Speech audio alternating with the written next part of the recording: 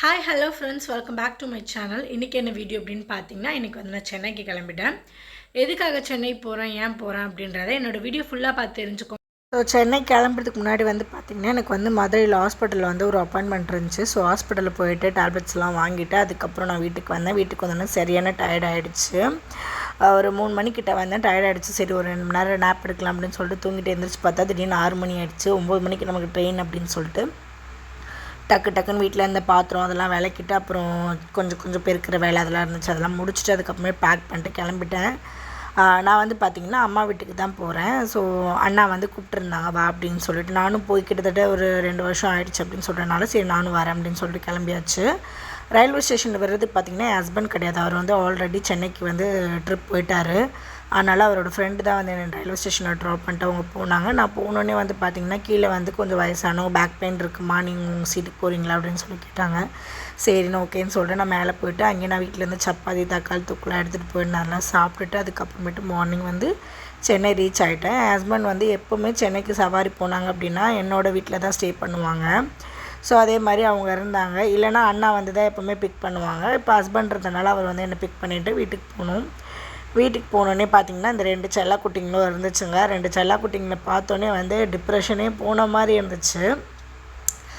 ரொம்ப நாள் ஆச்சு. இவன் 6 மந்த்ஸாக இருக்கும்போது என் ஹஸ்பண்ட் ஃபாரின்லேருந்து வந்தாங்க. நான் ஊருக்கு போனேன். அதுக்கப்புறம் இவனுக்கு வந்து இப்போ 1.25 வயசு ஆகிடுச்சு. இப்போ தான் நான் அவனை திருப்பியுமே மீட் பண்ணுறேன். ஸோ ஜாலியாக என்ஜாய் பண்ணிகிட்டு இருந்தோம். அதுக்கப்புறம் பார்த்திங்கன்னா குருவாயூர் போகலாம் அப்படின்னு சொல்கிற பிளானில் தான் எங்கள் அண்ணா வந்து என்னை கூப்பிட்டுருந்தாங்க. நாங்களும் சரி ஓகே போகலாம் அப்படின்னு சொல்லிட்டு நைட்டு ஒரு 1:00 தான் எங்களுக்கு ட்ரெயின். ஸோ நாங்கள் ஏறி போனால் ட்ரெயின் ஒரே கஜன்னு இருந்துச்சு. அது வந்து லாங் ட்ரிப் வர ட்ரெயின் போல் இருக்குது. தெரியாமல் ஏறிட்டோம். அதுக்கப்புறம் டிடிஆர்ட்ட கேட்டுட்டு நாங்கள் வந்து ஏசி கோச் மாதிரி போயிட்டோம்.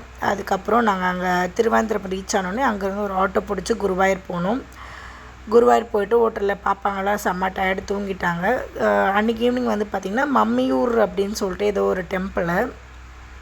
ஸோ ஃபஸ்ட்டு வந்து அந்த டெம்பிளுக்கு தான் போய்ட்டு விசிட் பண்ணிட்டு சாமியெல்லாம் கும்பிட்டுட்டு வெளியில் வந்துட்டு ஸ்நாக்ஸ்லாம் வாங்கினாங்க. ஸ்நாக்ஸ்லாம் வாங்கிட்டு அங்கேருந்து இந்த நேந்திர சிப்ஸு அப்பளம் அதெல்லாம் ஃபேமஸ்ன்னு சொல்லிட்டு அங்கேருந்து வாங்கிட்டு அதுக்கப்புறம் நாங்கள் ஹோட்டல் ரூமுக்கு வந்து சாப்பிட்டுட்டு தூங்கிட்டோம். நெக்ஸ்ட் டே மார்னிங் வந்து பார்த்திங்கன்னா குருவாயூர் போகலாம் அப்படின்றத பிளான் பண்ணியிருந்தோம். காலையில் எழுந்திரிச்சோன்னே எல்லாருமே குளிச்சுட்டு குருவாயூர் கிளம்பி போயிட்டு சூப்பராக சாமி கும்பிட்டோம். பார்த்திங்கன்னா சரியான கூட்டம் இருந்துச்சு. 2 பாப்பாவையும் வச்சுட்டு நம்ம கூட்டத்தில் போக முடியாது அப்படின்னு சொல்லிட்டு ஸ்பெஷல் தரிசனத்தில் போனோம். அது வந்து பார்த்திங்கன்னா ஒரு ஆளுக்கு வந்து 1000 ரூபீஸ் டிக்கெட்டு.